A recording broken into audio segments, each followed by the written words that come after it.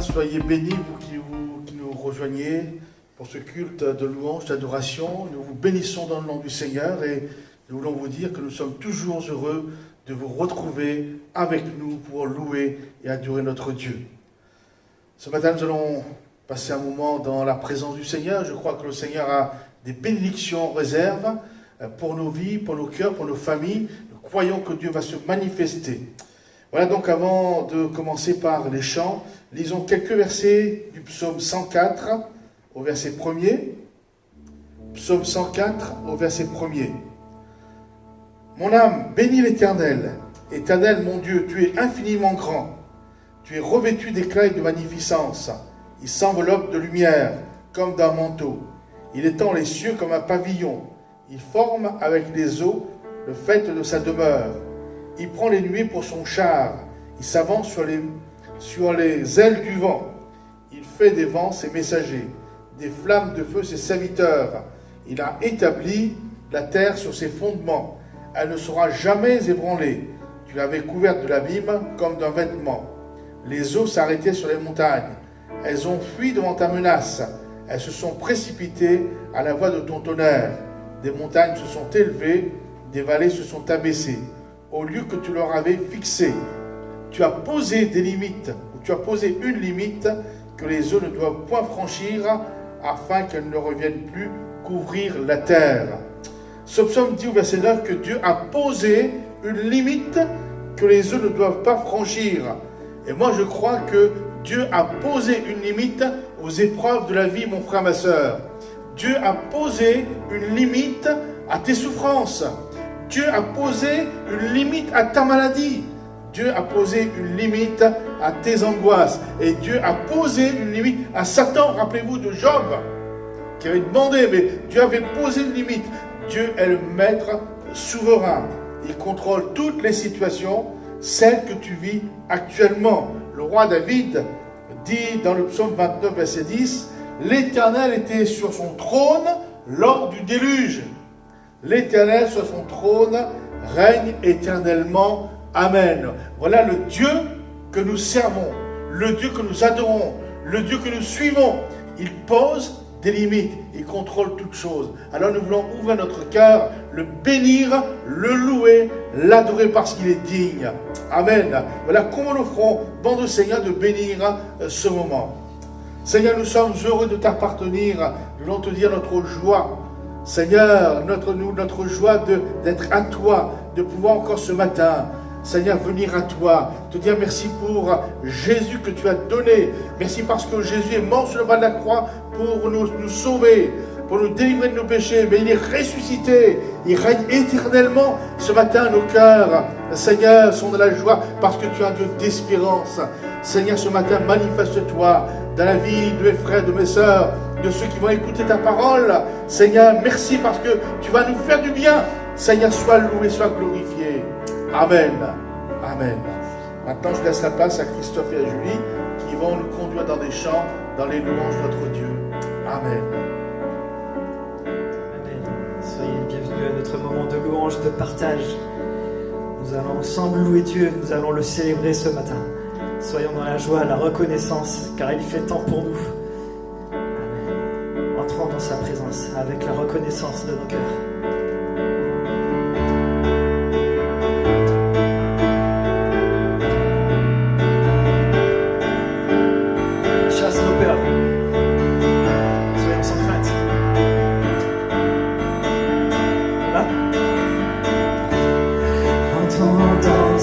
Présence, avec reconnaissance, car il est le roi. Sa joie brûle nos cœurs, sa paix chasse nos peurs. Oui, il est notre roi.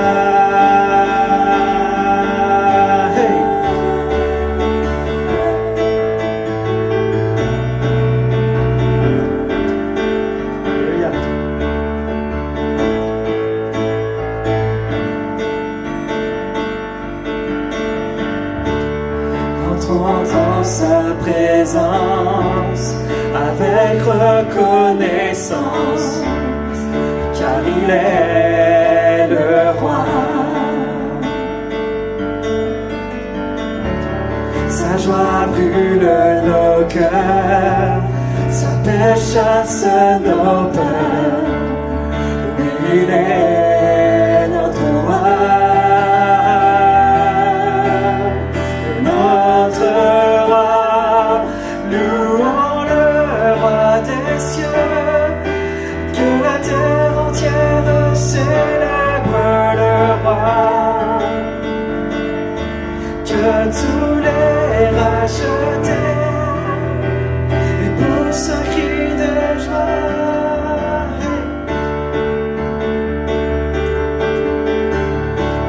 Venons danser par lui, à genoux devant lui, car il est le roi. Par sa divine grâce, nous contemplons sa face, car il est notre roi. Notre roi, louons le roi des cieux, que la terre entière célèbre le roi, et que tous les rachetés poussent un cri de joie. Louons le roi des cieux, que la terre entière célèbre le roi, que tous les rachetés poussent un cri de joie. Hey! Chantons avec nous. Yeah, il est le roi. Il est notre roi. Yeah, yeah, yeah. Tu es le roi des cieux.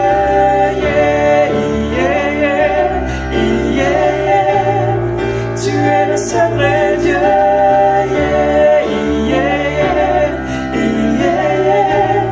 Tu es le roi des cieux, yeah, yeah, yeah, yeah. Louons le roi des cieux, que la terre entière célèbre le roi, que tous les rachetés un cri de joie. Louons le roi des cieux, que la terre entière célèbre le roi, que tous les rachetés poussent un cri de joie.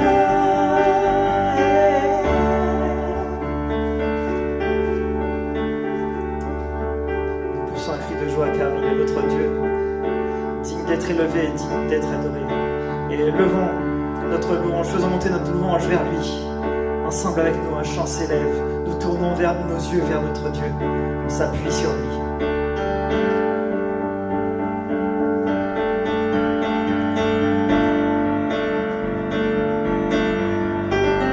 Un chant s'élève, les yeux se tournent vers toi, se tournent vers toi. L'espoir renaît, les cœurs soupirent après toi.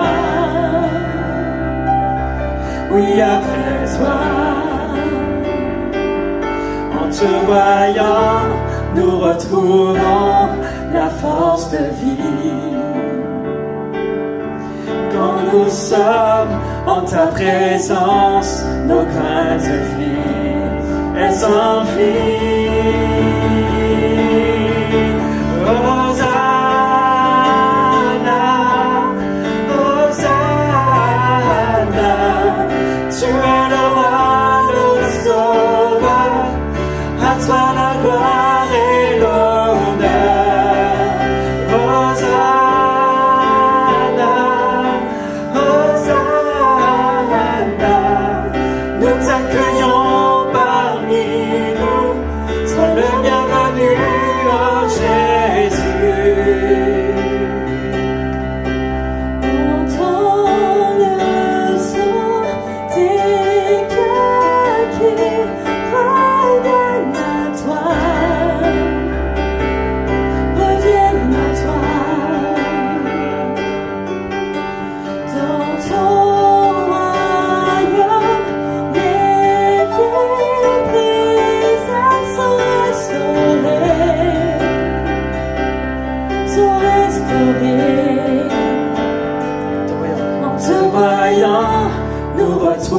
retrouvons la force de vivre. Et quand nous sommes en ta présence, nos craintes fuient. En te voyant, nous retrouvons la force de vivre. Quand nous sommes en ta présence, nos craintes fuient, elles s'enfuient.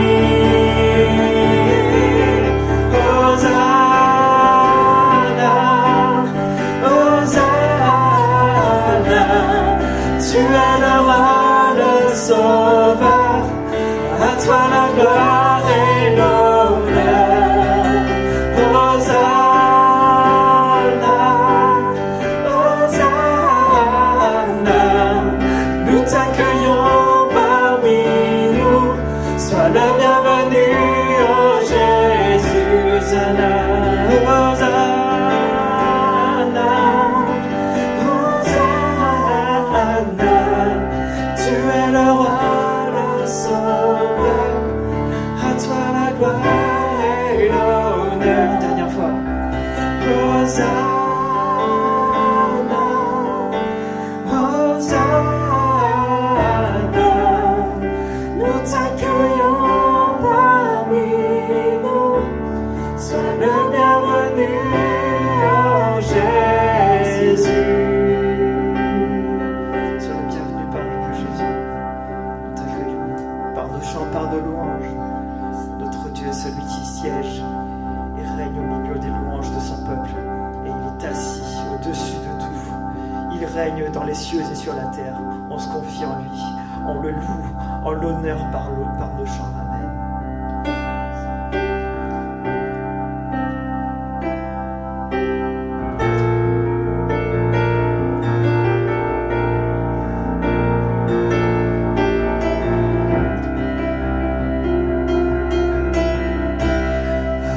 Celui qui est assis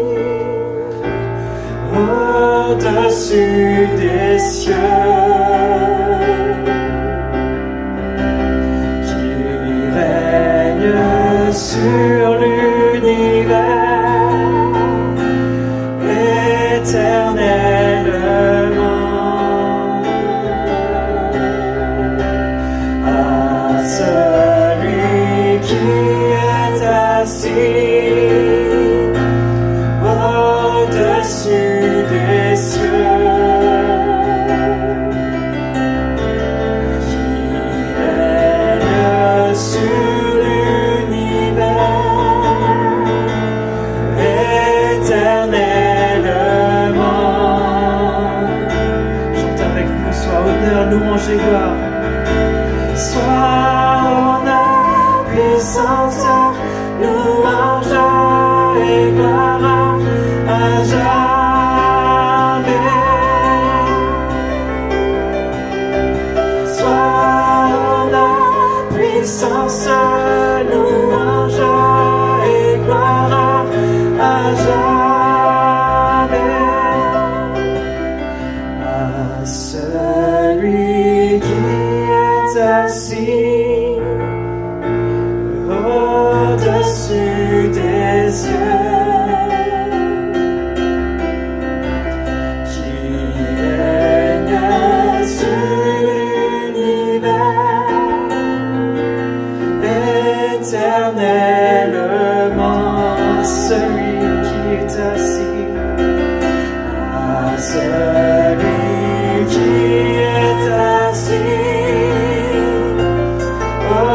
au-dessus des cieux,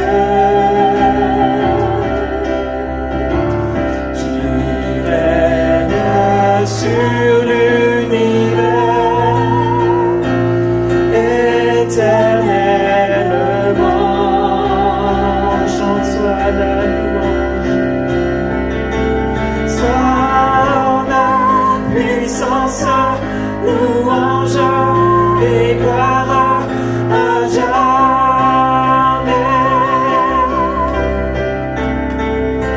Sois la puissance, louange et gloire à jamais.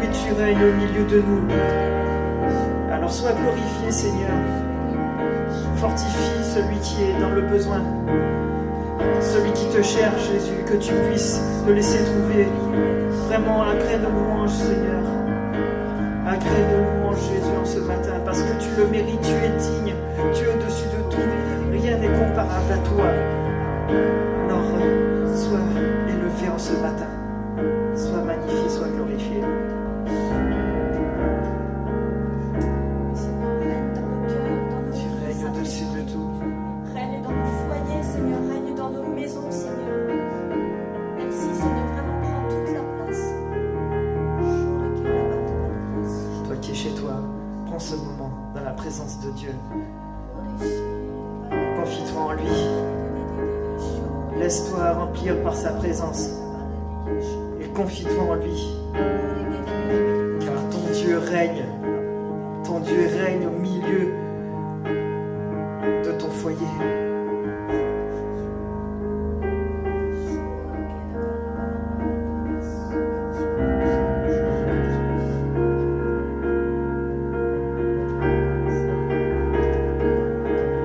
Trésor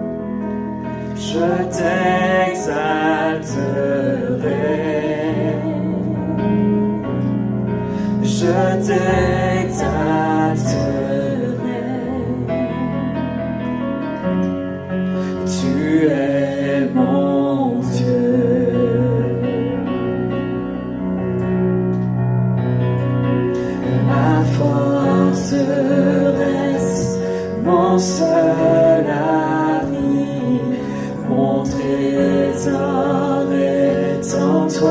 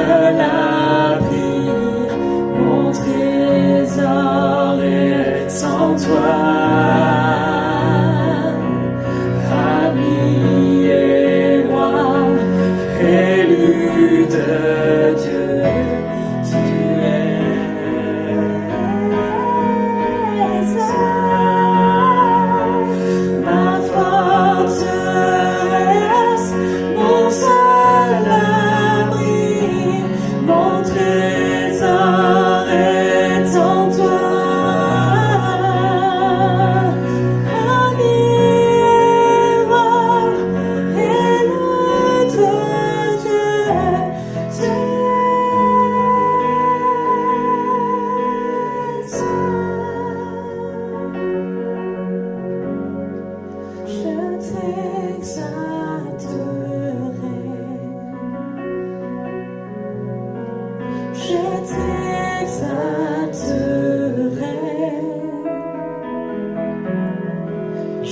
t'exalterai.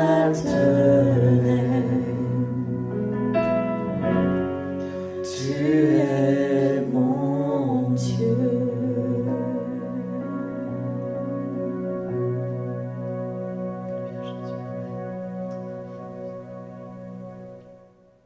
Amen. Merci Seigneur pour ces moments. Merci Julie et Christophe de nous avoir emmenés dans ce moment de louange, d'adoration, de chant.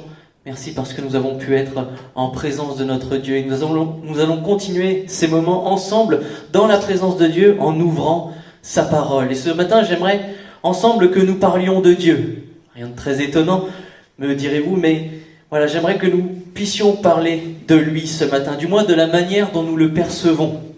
Car que ce soit dans l'imaginaire collectif de ce monde, ou même parfois dans celui du croyant, nous avons du mal à situer qui est Dieu, à situer Dieu. La Bible parle de Dieu de tant de manières. Dieu portant plusieurs noms dans la parole de Dieu, des noms que nous connaissons et qui nous permettent de le décrire un peu plus, des noms tels que El Shaddai, Dieu Tout-Puissant, El Rapha, le Dieu qui guérit, Adonai, Seigneur, ou encore Elohim, le vrai Dieu, le seul vrai Dieu. Alors qui est-il? Comment? Par rapport à ma personne, etc., etc. Qui est Dieu pour moi?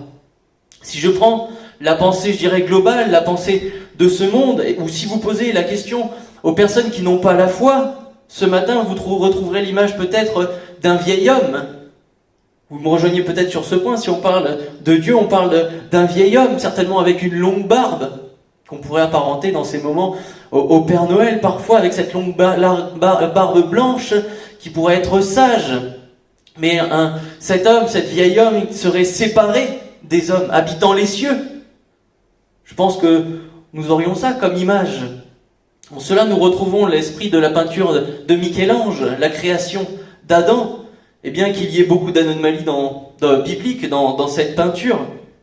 J'aime bien cette représentation, pas entièrement, hein, je vous le confie, mais j'aime bien parce que, d'une part, le fait qu'il représente Dieu n'est pas bon, mais il y a un détail qui a attiré mon attention dans cette peinture de Michel-Ange. Parce que cet homme a su voir un désir de Dieu. Si vous ne vous représentez pas cette peinture, allez rechercher sur Internet, mais Michel-Ange a su voir et transmettre une vérité fondamentale concernant Dieu. C'est son désir absolu de Dieu, le désir absolu de Dieu d'être proche de sa création, de vouloir le toucher, cette main tendue, d'aller jusqu'à sa création. Certes, Dieu est celui qui a tout créé. Il est le Dieu Tout-Puissant qui a tout créé. Il est celui qui a toute autorité dans ce monde. Ça aussi, c'est une vérité. Il est celui qui est parfait en tout point. Et c'est en ce Dieu-là que je crois ce matin. Il est parfait plus qu'aucun homme ne peut l'être sur cette terre et ne pourra jamais l'être. Il était là avant la fondation de la terre, avant la fondation de l'univers, avant la création de ce monde, il était là. Il n'a ni commencement ni fin. Ça, c'est Dieu. Il n'a besoin de personne pour exister. Si nous n'avions pas été créés, Dieu existerait quand même.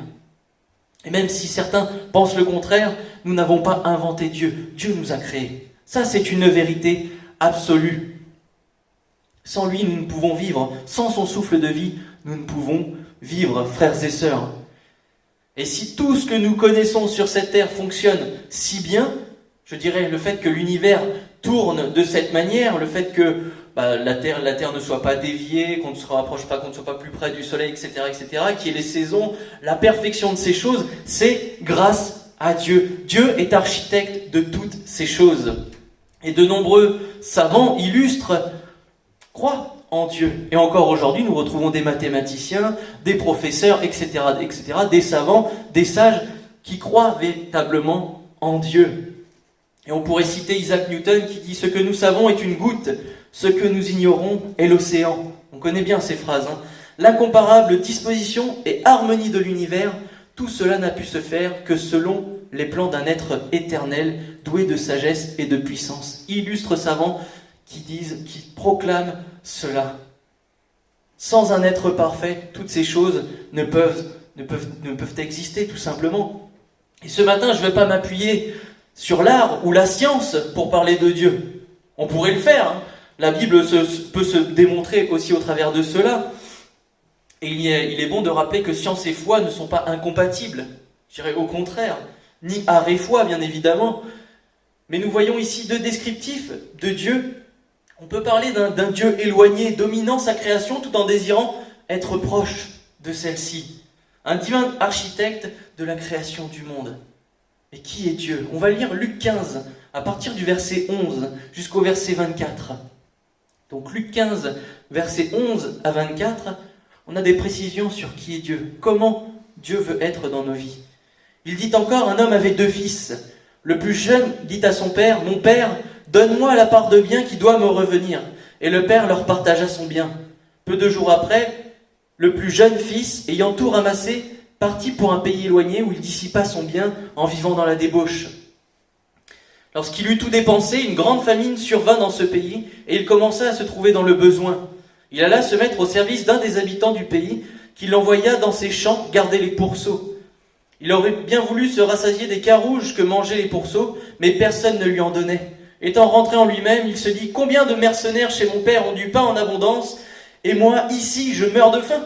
Je me lèverai, j'irai vers mon père, et je lui dirai « Mon père, j'ai péché contre le ciel et contre toi. Je ne suis plus digne d'être appelé ton fils, traite-moi comme l'un de tes mercenaires. » Et il se leva, et il alla vers son père. Comme il était encore loin, son père le vit et fut ému de compassion. Il courut se jeter à son cou et le baisa. Le fils lui dit « Mon père, j'ai péché contre le ciel et contre toi, je ne suis plus digne d'être appelé ton fils. » Mais le père dit à ses serviteurs « Apportez vite la plus belle robe et l'en revêtez. Mettez-lui un anneau au doigt et des souliers aux pieds. Amenez le veau gras et tuez-le. Mangeons et réjouissons-nous. Car mon fils que voici était mort, il est revenu à la vie. Il était perdu et il est retrouvé. » Et ils commencèrent à se réjouir. Amen. Oui, amen. Dans ce premier texte, ici, nous retrouvons 3 protagonistes principaux qui vont symboliser 3 types de personnes. Dans un premier temps, nous avons le Père. Le Père, ici, de cette parabole, est le symbole de Dieu. Nous avons le Fils aîné qui peut être le symbole du croyant qui marche selon la parole de Dieu, qui reste dans la maison de Dieu, le Père. Et nous avons aussi le Fils prodigue, le plus jeune, qui, lui, va être l'image des personnes qui ne sont pas ou qui ne sont plus auprès de Dieu. C'est-à-dire tous ceux qui ont arrêté de marcher avec le Seigneur, à la suite du Seigneur. On peut parler des rétrogrades, mais également ceux qui n'ont pas encore placé leur foi en Dieu.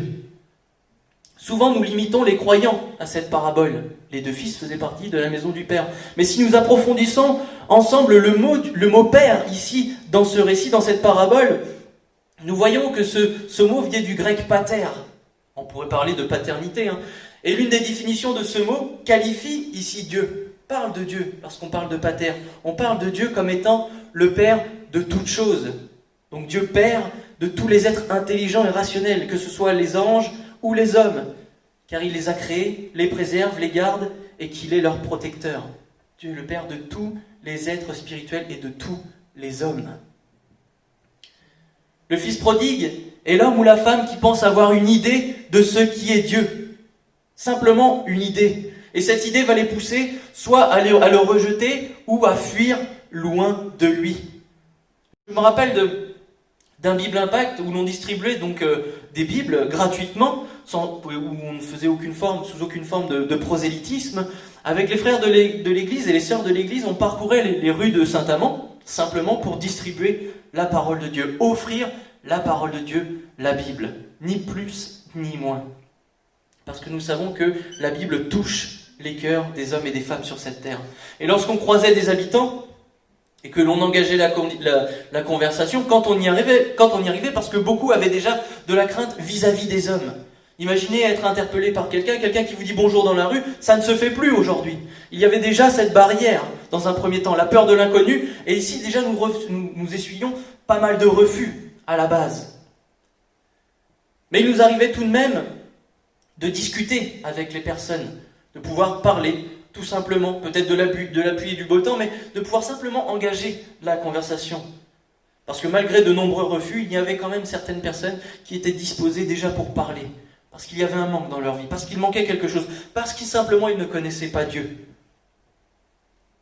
Lorsque nous finissions par leur parler de ce pourquoi nous les avions interpellés, et que nous leur tendions la Bible, au final on donnait la Bible, nous faisions face à deux réactions. La plus radicale, celle que nous avons essuyé le plus, c'est le rejet total et la fuite de la personne, par crainte de ce que nous lui apportions. Mais nous avions aussi des remerciements, de nous être arrêtés discuter, et on offrait la Bible avec plaisir, et ils la recevaient aussi avec joie, parce que c'est des paroles de vie, des paroles d'amour que nous étions en train de distribuer, la vérité, des âmes qui passent de la mort à la vie. Ça, c'est la parole de Dieu. Découvrir un Dieu puissant, véritable, mais un Dieu qui veut se faire appeler notre Père. Ça ne va pas sans dire que la majorité part au moment où l'on prononce le mot Dieu. Le nom Dieu, tout de suite, ça fait face à deux réactions, et c'est souvent la fuite. Tout cela à cause de l'imaginaire collectif créé, je vais dire par le monde. Cet imaginaire qui a créé une personne qui n'est pas Dieu. Et ça, c'est terrible. Comment blâmer ces hommes et ces femmes, frères et sœurs, chers amis? Comment blâmer des personnes qui rejettent le nom de Dieu? Nous vivons dans un monde où l'on tue pour le nom d'un Dieu, où nous avons tué pour le nom entre guillemets, de notre Dieu, fut un temps. Comment blâmer ces hommes et ces femmes? Un monde où la foi est éteinte par le poids de la religion. Un monde qui, malgré une vérité établie depuis des milliers d'années, la Bible qui est là a été écrite il y a des milliers d'années.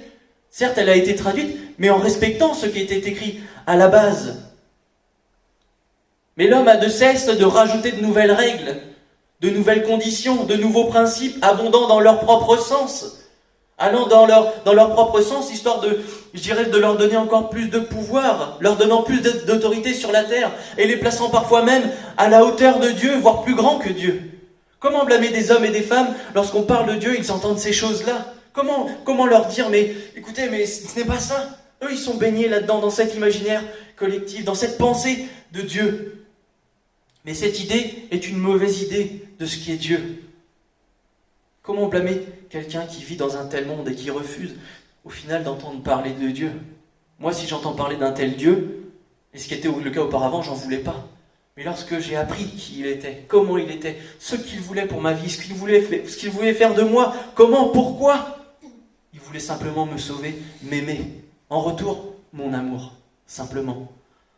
Ce matin, je dirais bien humblement, je vais vous parler du Dieu que je connais, personnellement, que j'ai découvert dans la parole de Dieu, dans la Bible, et ce que Jésus est venu révéler. Et pour cela, nous allons nous appuyer sur la parole de Dieu, la vérité, Matthieu 6, versets 1er à 16. Parce qu'il y a une vérité que Jésus est venu apporter, plusieurs vérités bien évidemment, mais une principalement sur laquelle il a accentué ses enseignements. Il dit « Gardez-vous de pratiquer votre justice devant les hommes pour en être vus. Autrement, vous n'aurez point de récompense auprès de votre Père qui est dans les cieux. Lors donc que tu fais l'aumône, ne sonne pas de la trompette devant toi, comme font les hypocrites dans les synagogues et dans les rues, afin d'être glorifiés par les hommes. Je vous le dis en vérité, ils reçoivent leur récompense. Mais quand tu fais l'aumône, que ta main gauche ne sache pas ce que fait ta main droite, afin que ton aumône se fasse en secret. Et ton Père, qui voit dans le secret, te le rendra. Lorsque vous priez, ne soyez pas comme les hypocrites qui aiment à prier debout dans les synagogues et au coin des rues, pour être vus des hommes. Je vous le dis en vérité, ils reçoivent leur récompense. Mais quand tu pries, entre dans ta chambre et ferme ta porte, et prie ton Père, qui est là dans le secret. Et ton Père, qui voit dans le secret, te le rendra. En priant, ne multipliez pas de vaines paroles, comme les païens qui s'imaginent qu'à force de paroles, ils seront exaucés. Ne leur ressemblez pas, car votre Père sait de quoi vous avez besoin, avant que vous lui demandiez. Voici donc comment vous devez prier. Notre Père, mon Père qui est aux cieux, que ton nom soit sanctifié, que ton règne vienne, que ta volonté soit faite sur la terre comme au ciel. Donne-nous aujourd'hui notre pain quotidien. Pardonne-nous nos offenses, comme nous aussi nous pardonnons à ceux qui nous ont offensés. Ne nous induis pas en tentation, mais délivre-nous du malin, car c'est à toi qu'appartiennent dans tous les siècles le règne, la puissance et la gloire. Amen. Si vous pardonnez aux hommes leurs offenses, votre Père céleste vous pardonnera aussi. Mais si vous ne pardonnez pas aux hommes, votre Père ne vous pardonnera pas non plus vos offenses. Lorsque vous jeûnez, ne prenez pas un air triste, comme les hypocrites qui se rendent le visage tout défait pour montrer aux hommes qu'ils jeûnent. Je vous le dis en vérité, ils reçoivent leur récompense. Mais quand tu jeûnes, parfume ta tête et lave ton visage, afin de ne pas montrer aux hommes que tu jeûnes, mais à ton Père qui est là dans le lieu secret. Et ton Père qui voit dans le secret te le rendra. Amen. Ton Père, Jésus est venu révéler Dieu. Mais pas comme les hommes le connaissaient, pas un Dieu de religion, pas un Dieu, je dirais, avec des formes d'hypocrisie ou quoi que ce soit. Non, ce n'est pas ça. Dieu est venu révéler le Père. Et pour cela, il a donné sa vie. Au prix de sa vie, il a dit que Dieu était son Père. Et c'est une vérité, Jésus est le Fils de Dieu. Vous pourriez me dire ce matin que vous connaissez déjà ces choses. Et j'imagine que dans nos cœurs, nous savons ces choses. Que je n'ai rien révélé. Et c'est vrai, Dieu devient notre Père. Mais est-ce que nous réalisons véritablement Dieu est notre Père? Est-ce que je réalise dans ma vie que Dieu est véritablement mon Père? La parabole du fils prodigue nous montre une chose, c'est que ce n'est pas si évident que ça. Cette notion de père, de bon père, n'est pas si évidente que ça. Sinon le fils prodigue ne serait pas parti, s'il avait connu véritablement qui était le Père. Et je ne suis pas critique, je ne veux être pas critique, ni juge de personne, mais combien sont devant la vidéo actuellement, maintenant? Combien sont devant cette vidéo à cette heure-ci? Je parle bien évidemment de ceux qui en ont la possibilité matérielle. Mais combien se sont levés afin d'honorer leur Dieu, se sont préparés avant de visionner ce temps de chant, de louange, d'adoration et ce moment de partage de la parole de Dieu? Combien ont fait ça pour leur Père ce matin, le priorisant sur toutes nos activités et tous nos autres loisirs? Parce que certes, les portes de l'église sont fermées, mais les enseignements sont encore donnés, sont encore apportés. Et nous nous faisons du bien, et je veux croire que Dieu répond à nos prières. Dieu était là pour ceux qui ont fait l'effort d'écouter la réunion de prière. Et il a répondu aux prières. Amen, que Dieu soit béni. Sommes-nous comme le fils aîné de la parabole, travaillant pour la gloire de Dieu, à plaire au Père? Il est vrai, il le fait d'une manière imparfaite, c'est vrai, on n'a pas tout lu, mais à la fin, il ne va pas forcément bien réagir, mais au moins il est là. Il travaille pour son Père, mais d'une manière imparfaite. Ou sommes-nous plutôt comme le second fils, qui par faute de connaissance va se demander si l'herbe n'est pas plus verte ailleurs, si ce n'est pas mieux dans un autre pays? Et nous avons lu la parabole. Non, ce n'était pas mieux ailleurs. Ça semblait être pas mal, il a dilapidé son argent, son héritage, tout semblait bien aller. Quand on a de l'argent, on a plein d'amis. Mais là, quand il n'y avait plus rien, il est reparti, plus bactère, à nourrir les cochons, qui étaient une honte pour les Juifs. Le plus jeune va se sentir mal dans la maison du Père. Et si on peut le retranscrire là, il y en a peut-être certains qui se sentent mal dans la maison de Dieu, dans la présence de Dieu, faute de connaissance. Malgré tout, il va demander la part d'héritage lui revenant. Et le Père, qui est un bon Père, va accepter, sachant tout ce qui allait arriver. Tout ce que la religion et l'imaginaire collectif croient connaître de Dieu, ce sont toutes ces choses que va ressentir le fils prodigue. Il ne va pas se sentir à sa place dans la maison du Père. Il ne va pas véritablement se sentir bien.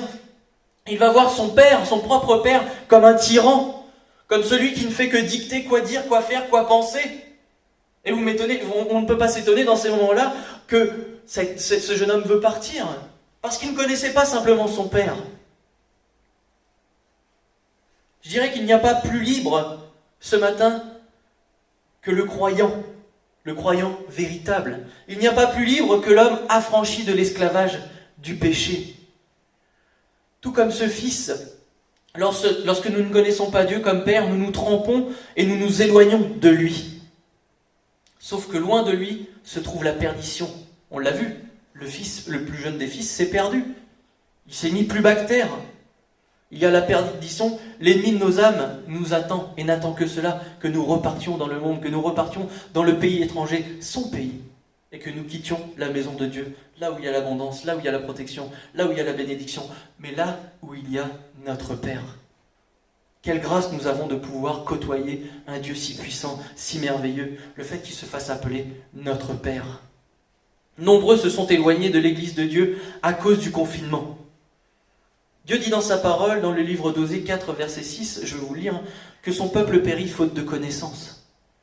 En connaissant mal Dieu, je péris, je me perds.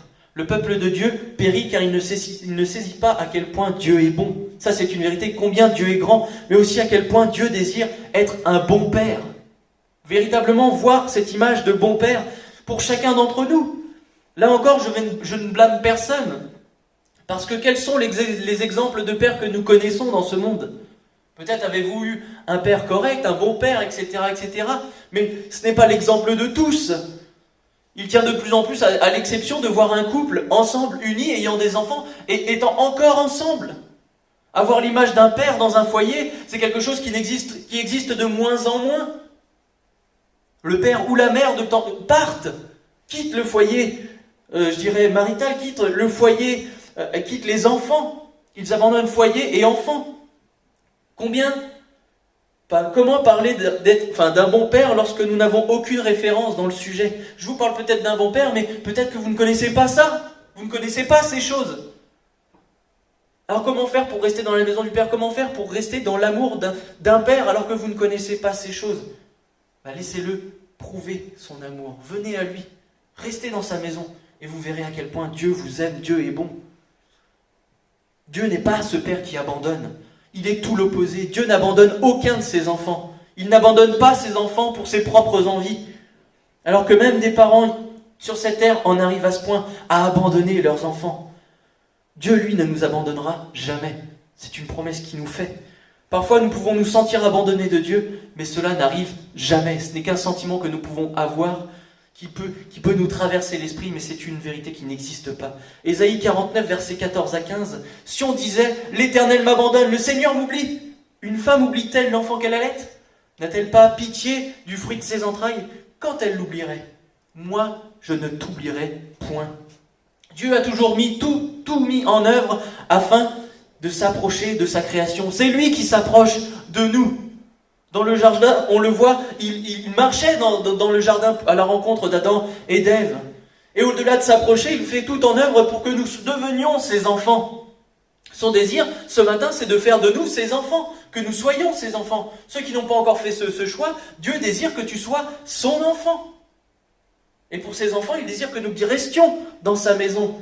Dieu n'a pas hésité une seule seconde à offrir son Fils unique, Jésus, en sacrifice afin d'ôter le péché aux hommes. Ce sacrifice qui aujourd'hui nous permet de dire « Mon Père, Abba Père » et de profiter des bienfaits d'être un enfant de Dieu. Ça, c'est le prix. Le prix a été payé par Jésus. Et Dieu a permis ces choses. De toute éternité, Dieu nous montre son désir de bénir sa création afin qu'elle soit dans la paix, dans la joie, heureuse. Et lorsque nous regardons à la création de l'homme, Dieu a tout mis en place pour qu'il y soit bien dans sa création.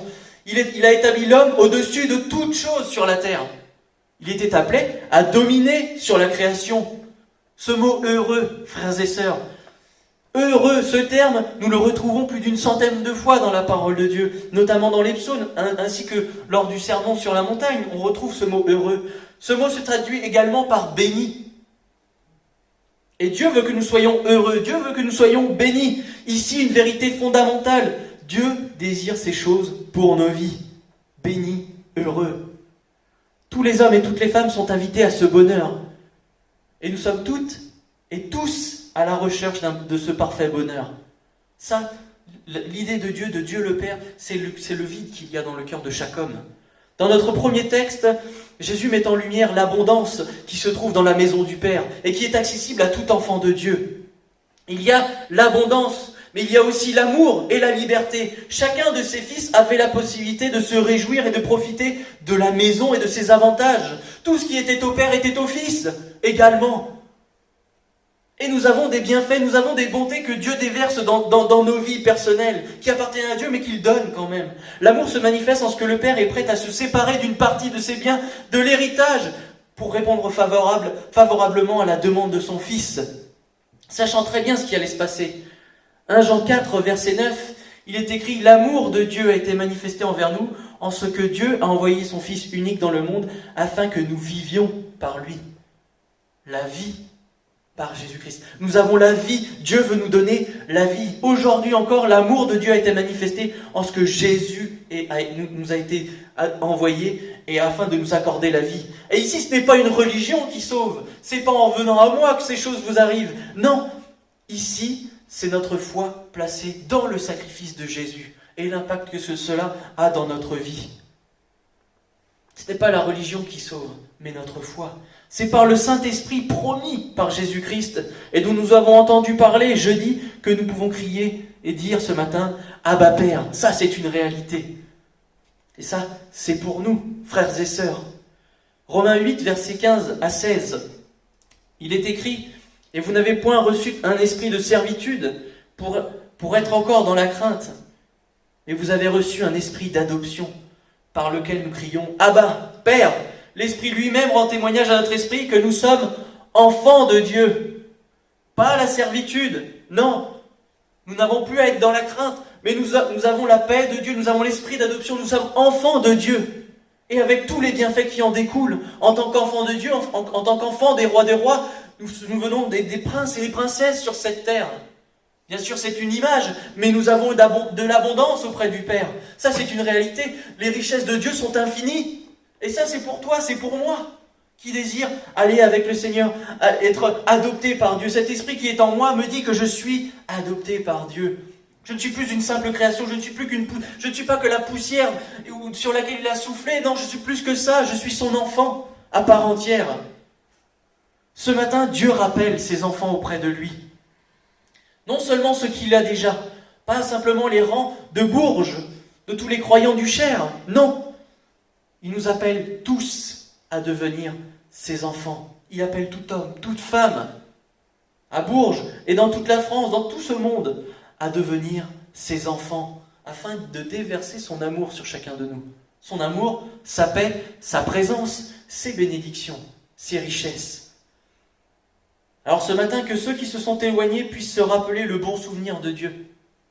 Peut-être qu'ils avaient des mauvaises images de Dieu, que Dieu était un tyran. C'est justement cette image de tyran, de celui qui on a la tête sous l'eau, il appuie encore et encore jusqu'à ce qu'on se noie. Alors que pas du tout. La main que Dieu tend, c'est pour nous relever, histoire que nous ne prenions pas l'eau, que nous ne nous noyions pas. Se rappeler le bon souvenir et de faire comme le fils prodigue, rentrer en soi-même, reconnaître qu'auprès de Dieu, ils avaient tout pleinement. Ceux qui ont quitté le rang de nos églises, qu'ils puissent revenir à Dieu, que Dieu puisse les restaurer, en ayant le souvenir, en mémoire que les serviteurs et les mercenaires, qui n'étaient pas enfants de Dieu, mais étaient bénis aussi. Dans cette maison, ils avaient la nourriture, ils avaient l'abondance. Même les mercenaires mangeaient mieux que le fils qui est tombé. Comme le fils prodigue, confessez à Dieu, pas aux hommes, à Dieu ce que vous avez fait. Reconnaissez votre péché, vos fautes, et votre Père, comme le Père de la parabole, est fidèle et bon, et il sera là pour vous restaurer dans sa maison, se restaurer pleinement, vous revêtir de l'habit, je dirais, royal, de l'anneau, des souliers, de toute cette parure de prince. Ceux qui n'ont pas encore connu Dieu, je vous invite à persévérer, à regarder les vidéos, bien évidemment, à écouter, je dirais, les enseignements que nous avons, à participer à la louange et à l'adoration. Profitez de ces moments afin de découvrir Dieu. Mais aussi, peut-être, à vous procurer une Bible dans laquelle vous pouvez plonger vos regards et dans laquelle vous pouvez découvrir à quel point Dieu est bon. Et à quel point il est différent de tout ce que vous avez pu entendre sur cette terre. Ça, c'est le Dieu que j'aime. Parce que moi, l'image de Dieu, j'en voulais pas. Absolument pas dans ma vie. La religion me dépeignait, toutes ces choses, je les rejetais en bloc. Mais j'ai découvert un grand Dieu, un Père aimant. Et moi, je me suis avancé, avec toutes mes fautes, avec tous mes problèmes, tout ça, je suis avancé vers lui. Et il m'a délivré, il m'a béni, il m'a restauré. Il m'a revêtu d'un habit princier, il m'a donné ces choses. Merci Seigneur. Et je vous invite, je vous exhorte, chers amis, à faire de même, à vous approcher du seul Dieu vivant et vrai, celui de la Bible, de la parole de Dieu. Dieu ne veut pas dominer ta vie, mais il veut briser les chaînes du péché, celles qui te retiennent encore lié à ce monde. Il ne désire pas que tu sois assujetti dans ce monde, mais que tu deviennes son enfant. Un enfant libre, suivant ses conseils, son conseil, car il sait ce qui est le mieux pour toi, pour ta vie. Fais-lui confiance, essaye, tu verras. Tu ne peux pas être déçu par Dieu, c'est impossible. Alors frères et sœurs, ensemble, confions-nous en notre Père ce matin. Exprimons-lui, nous avons chanté, nous avons béni le nom de Dieu, mais continuons à exprimer, je dirais, tout notre amour et que nous puissions tenir ferme dans la maison de Dieu. Résister et rester dans le pays de notre Dieu, de notre Père, sachant qu'il pourvoit en tout point à tous nos besoins dans nos vies personnelles et spirituelles. Alors frères et sœurs, que Dieu vous bénisse, que Dieu nous bénisse abondamment, et puis vraiment que nous puissions jouir pleinement de ce que Dieu a à nous apporter, parce que Dieu est un bon Père et veut être ce bon Père.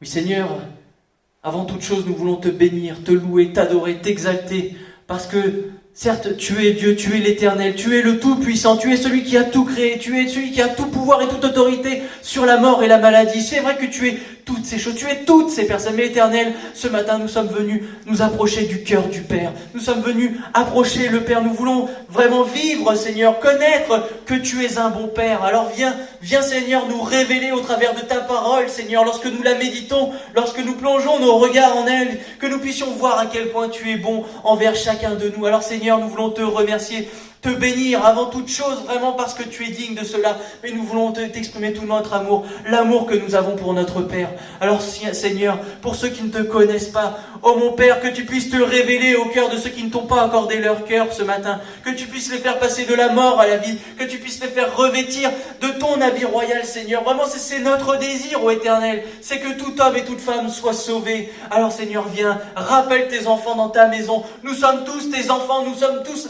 prédestinés à devenir tes enfants, à être tes enfants, Seigneur. Alors rappelle ceux qui ne le sont pas encore, rappelle ceux qui l'ont été, qui se sont éloignés, Seigneur, parce que les temps sont courts, Seigneur. La fin est là, Seigneur, nous la sentons. Nous sentons que dans ces temps difficiles, les choses arrivent. Alors rappelle tes enfants, sauve, Seigneur Dieu, sauve mon Père, c'est ce que nous désirons avant toute chose. Mais avant tout, mon Père, fais-nous ressentir ton amour. Nous désirons connaître le cœur du Père. Nous voulons vraiment voir celui que Jésus est venu révéler, le Père. Alors viens te révéler dans nos vies, ô Éternel, et que ton nom soit béni et exalté. Amen. Oui, béni sois-tu, Seigneur.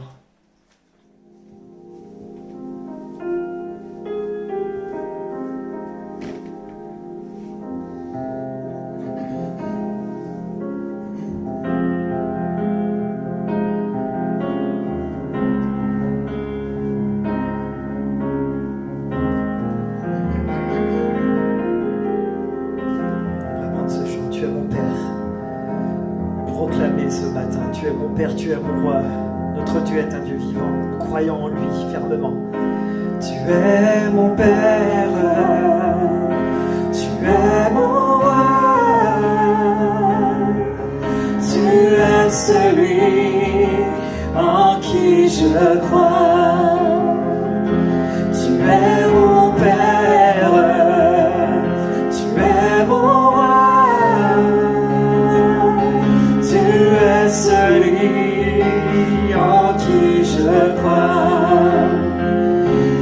Et quand le jour se lèvera, je lèverai mes mains pour t'adorer. Et quand la nuit tombera, je serai blotti tout contre toi, car tu es digne d'être loué, tu es digne d'être magnifié. Tu es mon Père, tu es mon Roi, tu es celui en qui je crois. Tu es mon Père, tu es mon Roi, tu es celui en qui je crois. Et quand le jour se lèvera, je lèverai mes mains pour t'adorer. Et quand la nuit tombera, je serai blotti tout contre toi, car tu es digne d'être loué, tu es digne d'être magnifié. Et quand le jour se lèvera, je lèverai mes mains pour t'adorer. Et quand la nuit tombera, je serai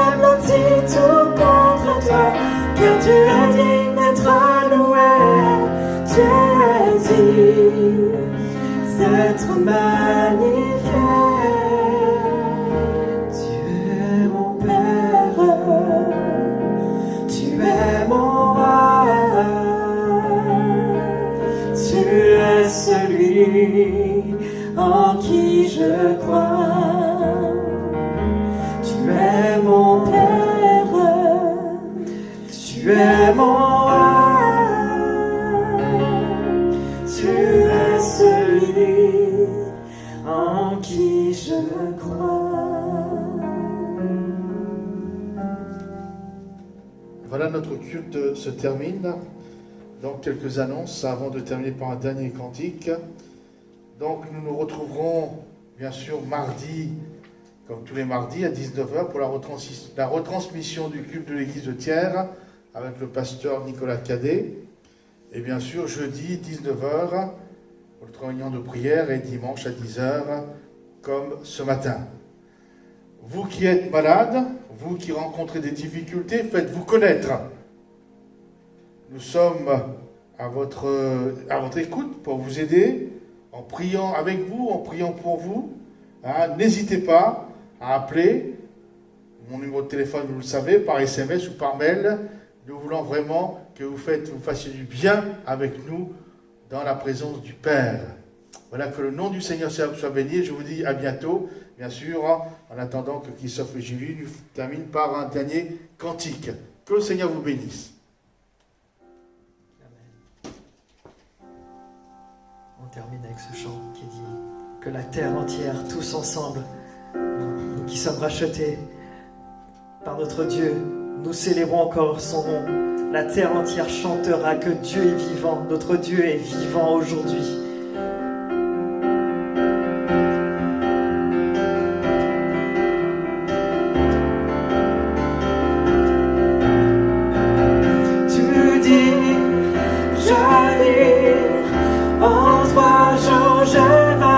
La mort, c'est fin. Oui, tu vis à jamais. Tu règnes, ô roi, et tu dis que tu reviendras. Je sais que c'est vrai, la terre entière chantera ton nom. La terre entière chantera ton nom. Sur toi, tu pries nos péchés au roi, et tu donnes ta vie, ton sang pour moi. Tu vas la croix pour nous sauver. À jamais ton amour nous a changés. Tu dis, je vis, en 3 jours j'ai vaincu la mort, c'est fait, puis tu vis à jamais. Tu règnes, ô roi, et tu dis que tu reviendras. Je sais que c'est vrai, la terre entière chantera ton nom. La terre entière chantera ton nom. Sur toi tu pries nos péchés. Sur toi tu pries nos péchés au roi. Et tu donnes ta vie, ton sang pour moi. Tu vas la croix pour nous sauver. À jamais ton amour nous a changés.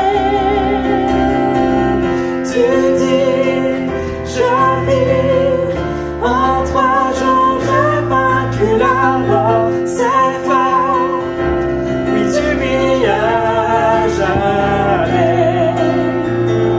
Tu règnes, ô roi, et tu dis que tu reviendras. Je sais que c'est vrai, la terre entière chantera ton nom.